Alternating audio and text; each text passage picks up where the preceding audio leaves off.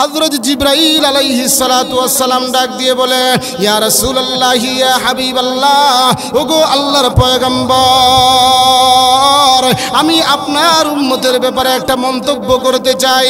মন্তব্যটা হলো জানেননি, আপনার উম্মতের ভিতরে চাই নারী হোক অথবা পুরুষ হোক, নারী পুরুষের মধ্য থেকে যে কেউ যদি আপনার উম্মতের যদি দুরূদ শরীফের উপরে আমল করে, দুরূদ শরীফ যদি সে কন্টিনিউ করে, দিনে রাতে 24 ঘন্টা শুধু দুরূদ আর দুরূদ শরীফ পড়ে, আপনার উপরে বেশি বেশি যদি দুরূদ পড়ে, ওই ব্যক্তি যখন মারা যাবে, ওই লোকটা মারা যাওয়ার পরে আমি স্বয়ং জিবরাইল তাকে নিজ হাতে ফুল সিরাতের পুল পার কইরা জান্নাতে পৌঁছায়া দিব। চিৎকার দিয়া কোন আল্লাহু আকবার, আরো জুড়ে কোন আল্লাহু আকবার, আরো জুড়ে আওয়াজ করে কোন আল্লাহু আকবার।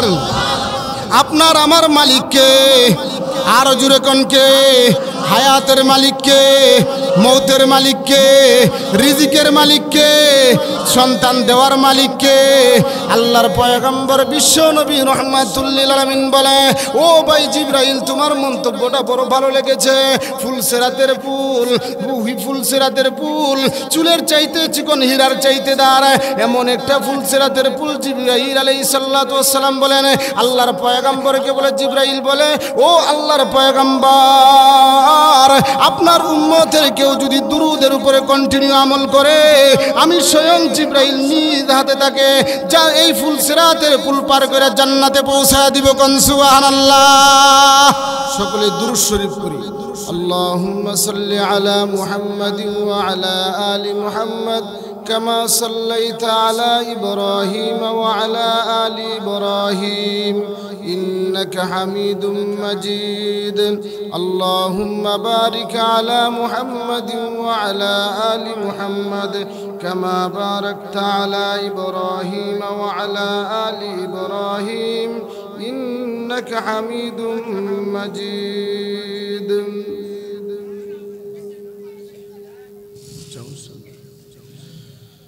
আজকের এই মাহফিলের অত্র অধিবেশনের সম্মানিত সভাপতি, আমার সামনে উপবিষ্ট দিনদার ইমানদার মুসলমান ভাইয়েরা, পর্দার আড়ালে অবস্থানরত আমার সম্মানিত মা ও বোনেরা, আসুন আমরা সকলেই সর্বপ্রথম মহান আল্লাহ রাব্বুল আলামিনের দরবারে কালিমাতে শুকর আদায় করি, যেই মহান আল্লাহ তাআলা আপনাকে আমাকে সুস্থতার নিয়ামত দিয়ে আল্লাহ তাআলা আমাদেরকে মাহফিলে আসার বসার তৌফিক দান করেছেন। এজন্য শুকরিয়া দান বলি আলহামদুলিল্লাহ।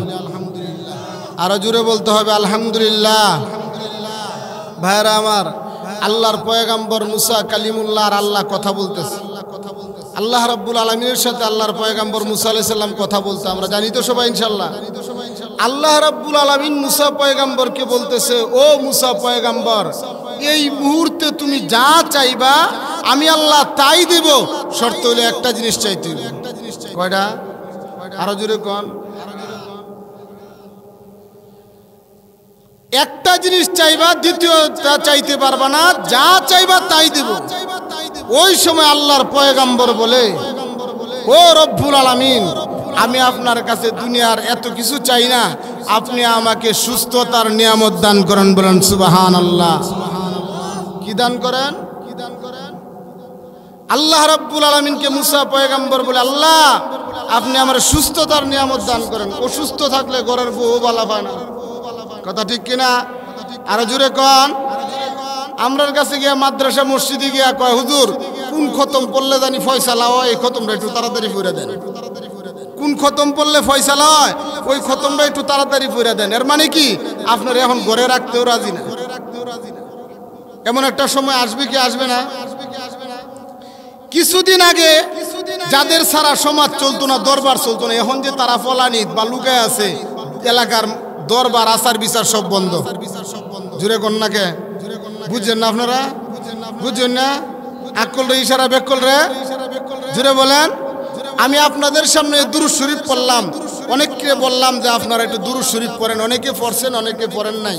দুরূদ সম্পর্কে আমি দু চারটি কথা বলে আমি সূরা রাদের 28 নম্বর আয়াতের শেষের অংশ তেলাওয়াত করেছি। ওই আয়াতকে সামনে রেখে আপনাদের সামনে দু চারটি কথা বলবো ইনশাআল্লাহ। মনে রাখবেন, দুনিয়ার বাড়ি গাড়ি অট্টালিকার মধ্যে কোনো শান্তি নাই, শান্তি হইল আল্লাহর জিকিরের ভিতরে। কথা বলেন ঠিক কিনা? আল্লাহ রাব্বুল আলামিন বলেন, আলা বিযিক্রিল্লাহি তাতমাইন্নুল কুলুব। কলবের প্রশান্তি চাও, কলবের শান্তি চাও, আমি আল্লাহর জিকিরের মধ্যে লিপ্ত হয়ে যাও। আমি আল্লাহর জিকির ছাড়া পৃথিবীর আর কোনো কিছুতে শান্তি নাই। ভাইরা আমার, আল্লাহর পয়গম্বর বিশ্বনবী মুহাম্মদুর রাসূলুল্লাহ সাল্লাল্লাহু আলাইহি সাল্লাম বসা, হঠাৎ করে নবীর সামনে চারজন বড় বড় ফেরেশতা আইছে। কয়জন?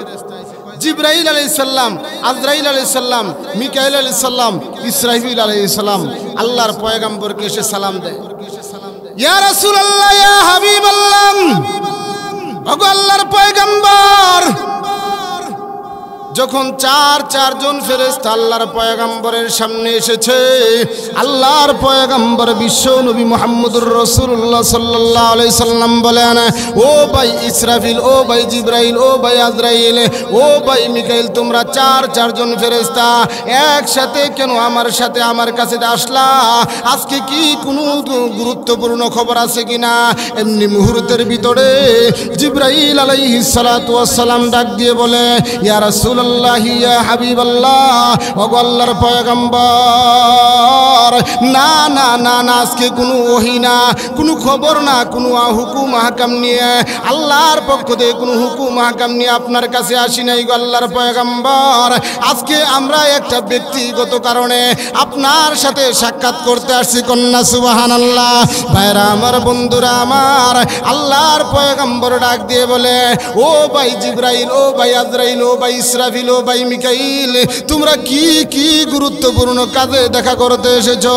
এমনি মুহূর্তের ভিতরে আল্লাহর পয়গম্বরকে ডেকে বলে, আল্লাহর পয়গম্বরকে জিবরাইল আলাইহিস সালাতু ওয়াস সালাম বলে, ওগো আল্লাহর পয়গম্বর, আমি আপনার উম্মতের ব্যাপারে একটা কমেন্ট করতে আসছি। কমেন্ট একটা মন্তব্য করতে এসেছি।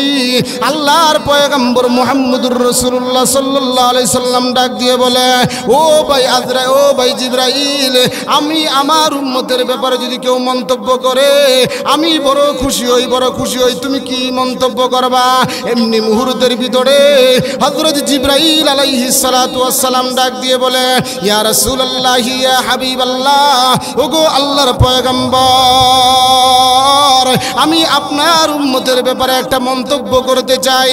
মন্তব্যটা হলো, জানেননি, আপনার উম্মতের ভিতরে চাই নারী হোক অথবা পুরুষ হোক, নারী পুরুষের মধ্য থেকে যে কেউ যদি আপনার উম্মতের যদি দুরূদ শরীফের উপরে আমল করে, দুরূদ শরীফ যদি সে কন্টিনিউ করে, দিনে রাতে 24 ঘন্টা শুধু দুরূদ আর দুরূদ শরীফ পড়ে, আপনার উপরে বেশি বেশি যদি দুরূদ পড়ে, ওই ব্যক্তি যখন মারা যাবে, ওই লোকটা মারা যাওয়ার পরে আমি স্বয়ং জিবরাইল তাকে নিজ হাতে ফুল সিরাতের পুল পার কইরা জান্নাতে পৌঁছায়া দিব। চিৎকার দিয়া কোন আল্লাহু আকবার।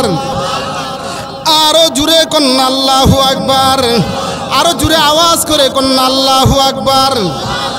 আপনার আমার মালিককে, আরো জুড়ে কনকে, হায়াতের মালিককে, মৌতের মালিককে, রিজিকের মালিককে, সন্তান দেওয়ার মালিককে। আল্লাহর পয়গম্বর বিশ্ব নবী রাহমাতুল লিল আলামিন বলে, ও ভাই জিবরাইল, তোমার মন্তব্যটা বড় ভালো লেগেছে। ফুলসেরাতের পুল, ফুলসেরাতের পুল চুলের চাইতে চিকন, হীরার চাইতে দাঁড়, এমন একটা ফুলসেরাতের পুল জিবরাইল আলাইহিস সালাতু ওয়াস সালাম বলেন আল্লাহর পয়গম্বরকে বলে। জিবরাইল বলে, ও আল্লাহর পয়গম্বর, আপনার উম্মতের কেউ যদি দুরূদের উপরে কন্টিনিউ আমল করে, আমি স্বয়ং জিবরাইল নিজ হাতে তাকে যা এই ফুলসিরাতের পুল পার করে জান্নাতে পৌঁছায় দিব। কোন সুবহানাল্লাহ। ভাইরা আমার, আল্লাহর পয়গম্বরের কাছে জিবরাইল আলাইহিস সালাম যখন এই কথা বলছে, এরপরে হযরত আজরাইল আলাইহিস সালাম বলে, আগো আল্লাহর পয়গম্বর, আমি আজরাইল আপনার উম্মতের ব্যাপারে একটা মন্তব্য করতে চাই। আল্লাহর পয়গম্বর বলে, ও ভাই আজরাইল, তুমি কি মন্তব্য করবা? তুমি কি মন্তব্য করবা?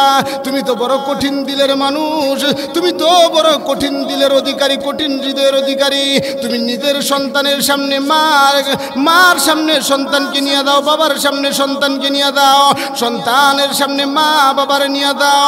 তুমি তো টাটকা নৌজওয়ান যুবক মানুষ গর্তে বের হইছে, বাজারে যাবে এমন সময় রাস্তার মধ্যে স্ট্রোক করে মারা যায়, তুমি তো তাকে দুনিয়া থেকে নিয়ে যাও। তুমি তো কঠিন হৃদয়ের অধিকারী। ও আজরাইল ভাই, তুমি আমার উম্মতের ব্যাপারে কি মন্তব্য করতে চাও? এমনি মুহূর্তের ভিতরে আজরাইল ডাক দিয়ে বলে, আগো আল্লাহর পয়গম্বর, আমি আপনার উম্মতের ব্যাপারে একটা মন্তব্য করতে চাই। আপনার উম্মত যদি কন্টিনিউ দুরূদ শরীফ পড়ে, দুরূদের উপর আমল করে, আমি আজরাইল তার জানটা যখন কবজ করব, আমি তার জানটা একেবারে সহজ করে আল্লাহর পয়গম্বর শহীদদের এবং নবী রাসূলদের জান যেভাবে আমি সহজে কবজ করব, সহজে তার রুটা আমি সহজে তার রুটা বের করব। কন্যা সুবহানাল্লাহ। আগো আল্লাহর পয়গম্বর, আপনার কোনো উম্মত যদি দুরূদের উপরে কন্টিনিউ আমল করে, আমি আজরাইল খুব সহজে তার রুটা বের করে আনবো, কোনো কষ্ট দিব না। কন্যা সুবহানাল্লাহ। আল্লাহর পয়গম্বরের কাছে আজরাইল আলাইহিস সালাম যখন মন্তব্য করলো, মিকাইল আলাইহিস সালাম তখন বলে, ও আল্লাহর পয়গম্বর, আমিও আপনার উম্মতের ব্যাপারে একটা মন্তব্য করতে চাই। কন্যা সুবহানাল্লাহ। আল্লাহর পয়গম্বর ডাক দিয়ে বলে, ও ভাই মিকাইল, তুমি কি মন্তব্য করবা, কি মন্তব্য করবা?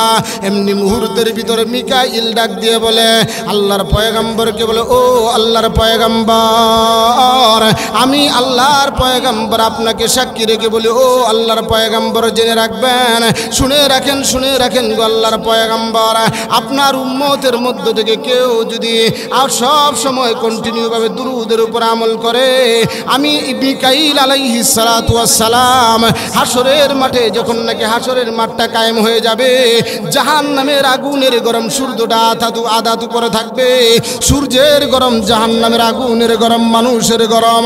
এমন সময় যখন নাকি একটা মানুষ পানির জন্য গলা কাটা মুরগির ন্যায় ছটফট করতে থাকবে, আগো আল্লাহর পয়গম্বর, ওই কঠিন মুহূর্তে আমি স্বয়ং মিকাইল আলাইহিস সালাতু ওয়াস সালাম আপনার উম্মতদেরকে, যারা নাকি কন্টিনিউ আপনার উপরে দুরূদের উপর আমল করতো, এদেরকে আমি নিজ হাতে জমজমের পানি পান করাবো। কন্যা সুবহানাল্লাহ।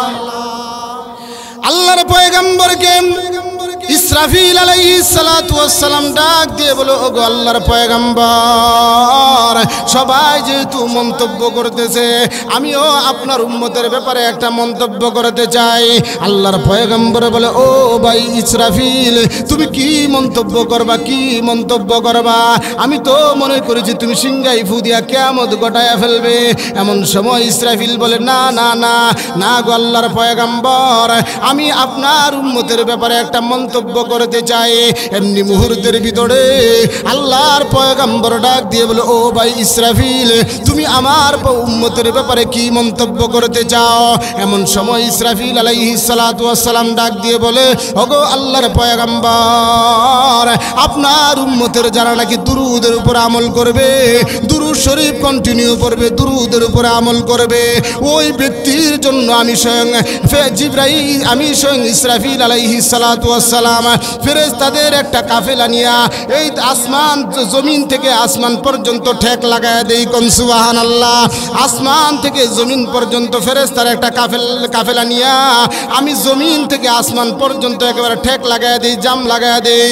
ওই দুরূদ পড়নেওয়ালা আপনার উম্মতের জন্য আল্লাহ রাব্বুল আলামিনের কাছে দোয়া করতে থাকি।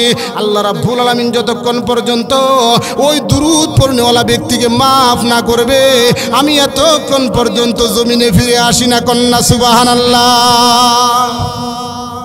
এটা বলার উদ্দেশ্য হলো, আমি যখন দুরূদ শরীফ পড়লাম, আপনারা দুরূদ শরীফ পড়লেন না, দুরূদ শরীফ পড়বেন তো ইনশাআল্লাহ। দুরূদ শরীফ পড়তে গিয়া আবার আমাদের দেশে বাড়াবাড়ি সারাসারি আছে না নাই? এই বাড়াবাড়ি সারাসারির ভিতরে কিন্তু আবার আমরা নাই। কথা কোন ঠিক কিনা ভাইরা আমার? আসুন, আমি বলতেছিলাম, এই দুনিয়াতে বাড়ি গাড়ি ধন সম্পদ টাকা পয়সার ভিতরে শান্তি নাই, শান্তি আছে একমাত্র আল্লাহর জিকিরের ভিতরে। কথা বলেন ঠিক কিনা? এটা আমার কথা না, আল্লাহ বলেছেন, যদি দিলের শান্তি চাও, মনের প্রশান্তি চাও, দেখতে দেখা যায় 5 তলা বাড়ির মালিক, 2-4টা প্রাইভেট কার আছে, বন্দে দিয়া 500 কাঠা জমিন আছে, কিন্তু উপর দিয়া দেখতে দেখা যায় তার মতো সুখী আর কেউ নাই। বাড়িতে খোঁজখবর লাগায় দেখেন, রাতে 1 মিনিটও ঘুমাইতে পারে না। কথা কোন ঠিক কিনা? আছে না নাই? আছে না নাই? আল্লাহ রাব্বুল আলামিন গরিব মানুষে অতিরিক্ত, আমার মনে হয় আর কি, উলামায়ে কেরাম আছে ভুল হইতে পারে, আমার মনে হয় গরিবরে আল্লাহ অতিরিক্ত দুইটা নিয়ামত দিছে। কোন সুবহানাল্লাহ। কি কি নিয়ামত? একটা ঘুমের নিয়ামত, আর একটা হইলো বাতের নিয়ামত। কি নিয়ামত? আমি যখন ছোটবেলা মুন্সিপুর মাদ্রাসায় তো লেখাপড়া করি, আমাদের গ্রামের মাদ্রাসায়, সকাল 9টায় যখন ছুটি হইতো, মাদ্রাসা ছুটি দিলে বাড়িতে গিয়ে আমি আড়ার ভাত খাইছি, পরে মাদ্রাসাতে আইছি। এই জায়গাতে আছে কিনা মানুষ এমন কেউ আসেনি আড়ার ভাত খাইছে জানি না, তবে আমি খাইছি। আমার বয়স বেশি না, আমরা গরিব মানুষ। এটা বোঝানোর উদ্দেশ্য যে আমার 80 বছর বয়স এরকম না ভাইরা আমার, তবু কম হইতো না, প্রায় কমপক্ষে 37-38 বছর বয়স চলে। তবে আমি এটা বোঝানোর উদ্দেশ্য যে বলতেছিলাম আল্লাহ তাআলা গরিব রে আমার মনে অতিরিক্ত দুইটা নিয়ামত, যে একটা হলো ঘুমের নিয়ামত আর একটা বাতের নিয়ামত। যা দেখেন ওই সময় যারা গরিবের সন্তান ছিল আড়া খাইতো, আর যারা চাউল খাইতো বা মানে ভাত খাইতো, এদের ছেলে মেয়েরা যখন ঝগড়া লাগতো চাষটলে গিয়া বইতো, এ আড়া খাওয়ার করে আড়া খাওয়া বেটাগিরি দেহাস নাকি কইতো কি কইতো না? কয় কি কয় না? সমাজের মাঝে দুর্বল ব্যক্তির এইভাবে কয় না, আড়া খাওয়ার করে আড়া খাওয়া দুনি বেটার সারার লাগে ঝগড়া লাগো না। কথা কোন ঠিক কিনা? কইতো কি কইতো না?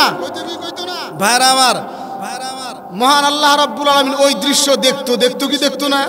আল্লাহ রাব্বুল আলামিন বলেছিল, গরিব সবুর কর। 2020 সাল, 24 সাল, 23 সাল শেখ হাসিনার নাম দিব ডিজিটাল দেশ।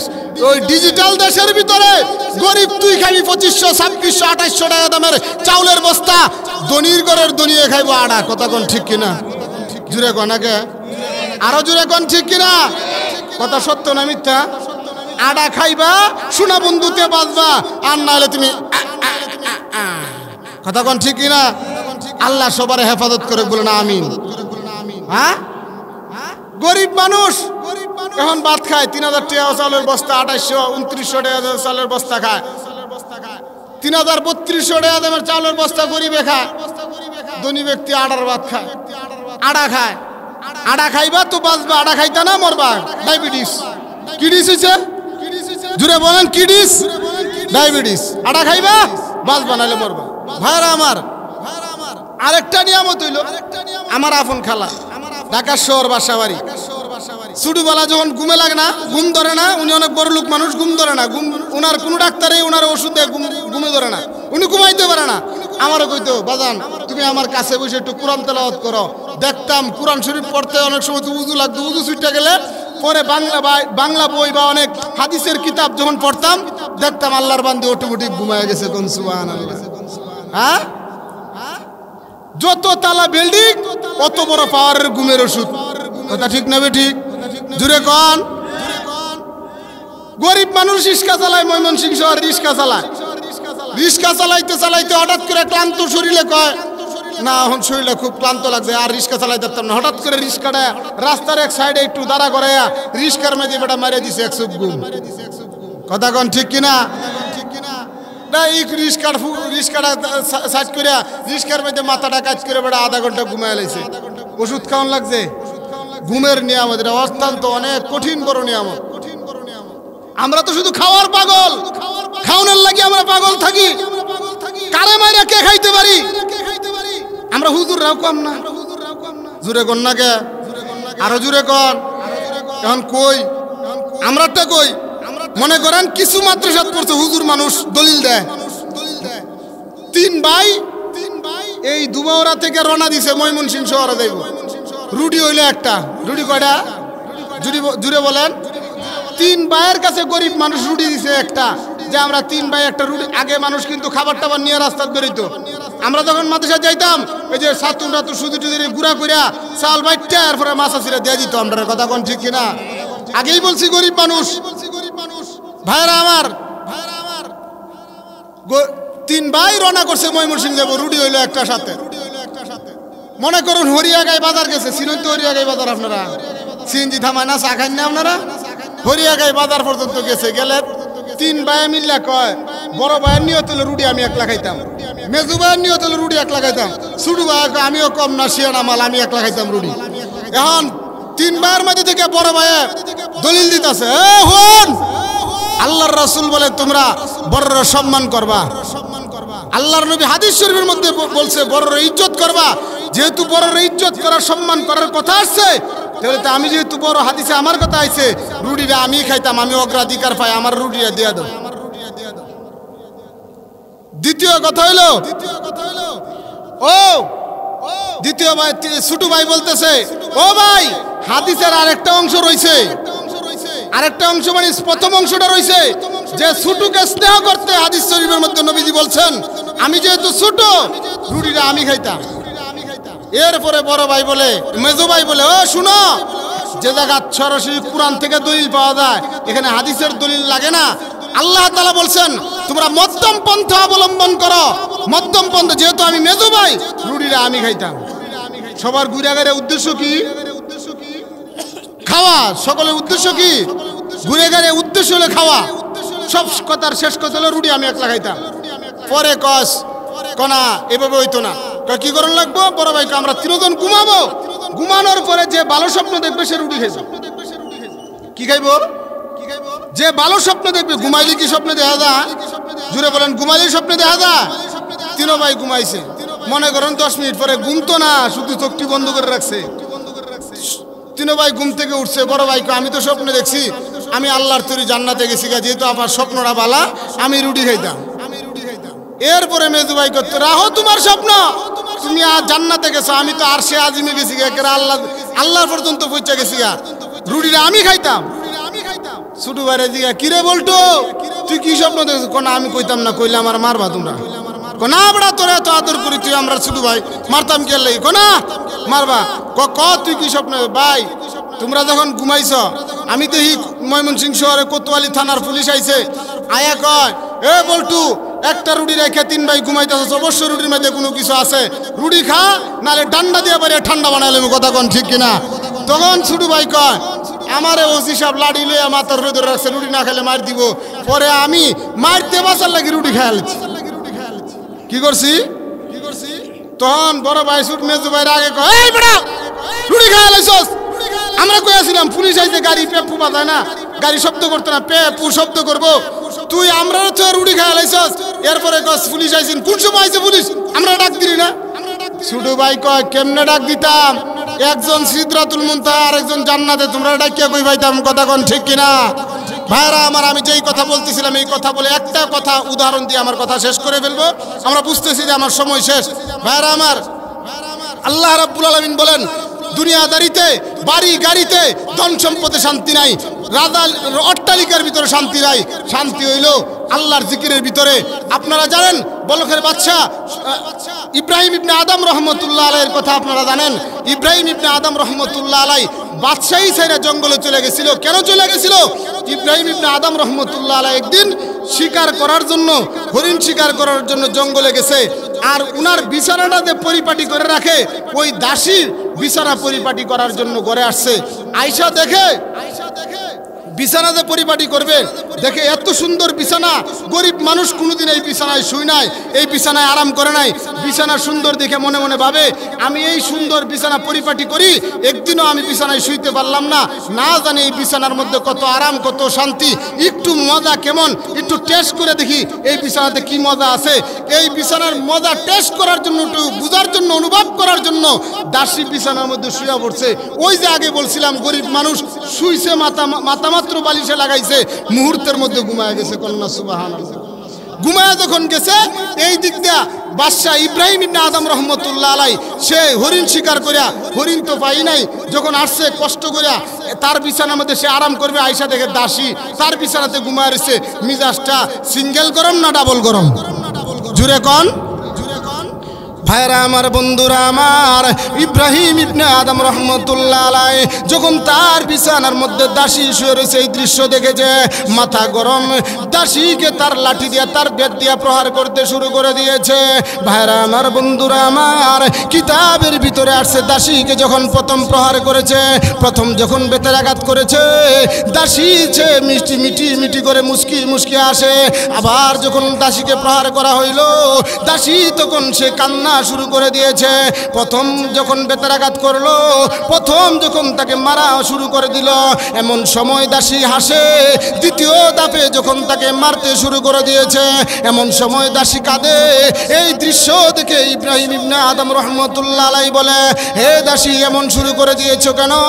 যদি পাগল হইতা যখন শুরু থেকে মারা শুরু করেছি লাস্ট পর্যন্ত তুমি হাসতা। ও দাসী তুমি তো পাগল না।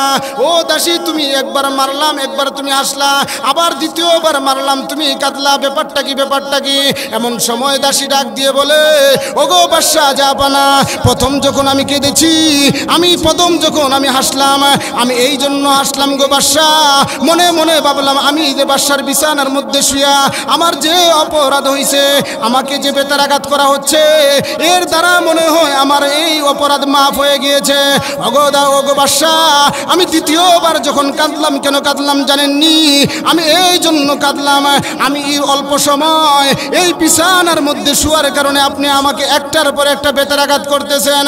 ওগো বাদশা জাহাপানা, না জানি আপনার মালিক আমার মালিক মহান রব্বুল আলামিনের দরবারে আপনার জন্য এই বিছানায় যে আপনি বছরকে বছর শুয়ে ঘুমাইয়া কাটাইতেছেন, না জানি আপনার জন্য মহান আল্লাহ রব্বুল আলামিনের দরবারে কত বেতের আঘাত জমা কন্যা। সুবহানাল্লাহ। এই কথা যখন বলেছে বাদশা জাহাপানা ইব্রাহিম ইবনে আদম রহমতুল্লাহ আলাইহি তাকে ছেড়ে দিয়েছে, আর মারা নাই। যাও দূর হয়ে যাও। যখন চলে গেছে বাদশা ইব্রাহিম ইবনে আদম এখন খাইতেও ভালো লাগে না, ঘুমাইতেও ভালো লাগে না, সে টেনশনে পড়ে গেল। দাসী কথাটা কি বললো? সে অল্প সময় ঘুমাইছে, এই জন্য আমি তাকে এতগুলো বেতারাঘাত করলাম।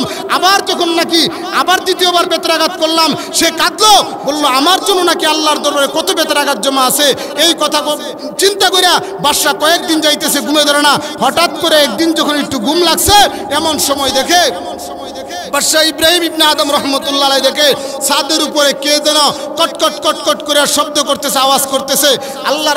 আল্লাহর ওলি বাদশা ইব্রাহিম ইবনে আদম রহমতুল্লাহ আলাইহি বলে, ছাদের উপরে কে, কি করতেছো?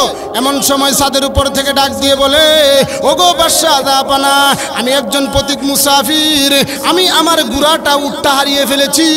এই উট অথবা গুড়াকে খোঁজার জন্য আমি এই ছাদের ভিতরে ঘুরতেছি।